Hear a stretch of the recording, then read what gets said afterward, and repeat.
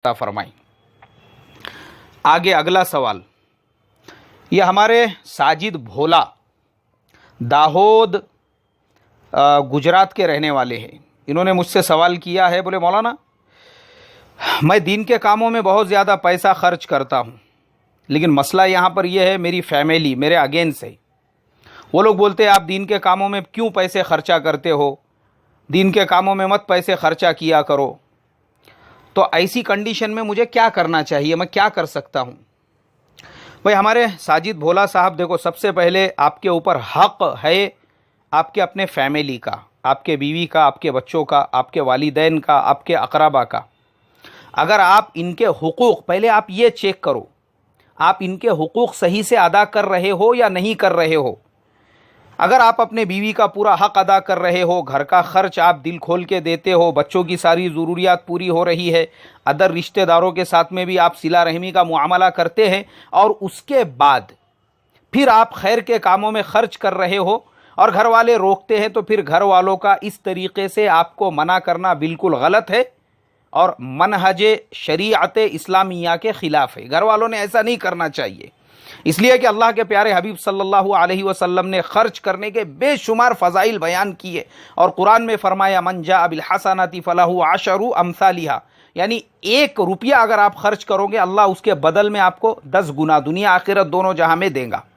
اور غریبوں کو کھانا کھلانا، مفلسوں کو کھانا کھلانا، اس کے بارے میں اللہ کے نبی نے فرمایا، یہ بخاری شریف کی حدیث ہے، حضرت صلی اللہ علیہ وسلم نے فرمایا جس گھر میں کھانا کھلایا جاتا ہے وہاں خیر اتنے تیزی کے ساتھ میں پہنچتی ہے جتنے تیزی سے چھری بھی اونٹ کے کوہان کی طرف نہیں پہنچتی۔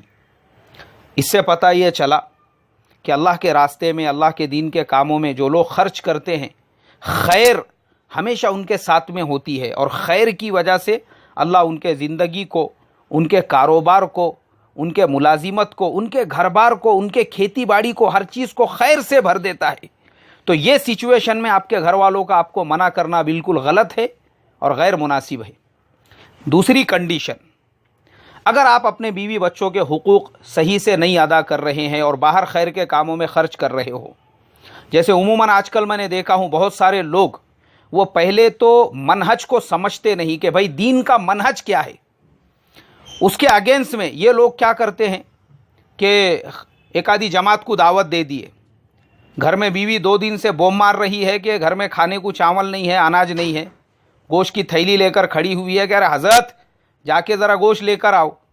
مگر شوہر جو ہے وہ حضرت باہر بیزی ہے، مصروف ہے دین کے کاموں کے اندر، اور انہوں نے باہر جماعت کو دعوت دے دی ہے، دعوتوں پہ دعوتیں دے رہے ہیں، جتنی کمائی آ رہی ہے وہ باہر دوسری چیزوں کے اندر اڑا رہے ہیں، دوسری چیزوں کے اندر خرچ کر رہے ہیں، اور یہاں بیوی بچے جو ہے بھوک کی وجہ سے بل بلا رہے ہیں، بیوی کے بدن پہ کے کپڑے پھٹ چکے ہیں، وہ بیچاری پیون لگا کے پہن رہی ہے، اور حضرت باہر جو ہے وہ ایک دم سخی کے نام سے مشہور ہو چکے ہیں، لوگوں نے حضرت کا جو ہے نام رکھ دیا ہے باہر کہ حضرت بہت سخی ہے بول کے،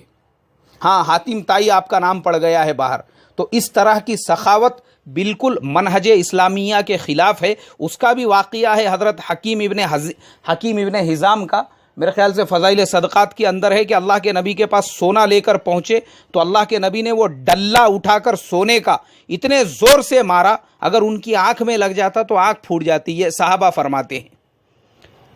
کیوں؟ اس لیے کہ بولے بعض لوگ وہ اپنے گھر کا سارا سامان خیر کے کاموں کے لیے لے کر آتے ہیں اور بعد میں روتے بیٹھتے ہیں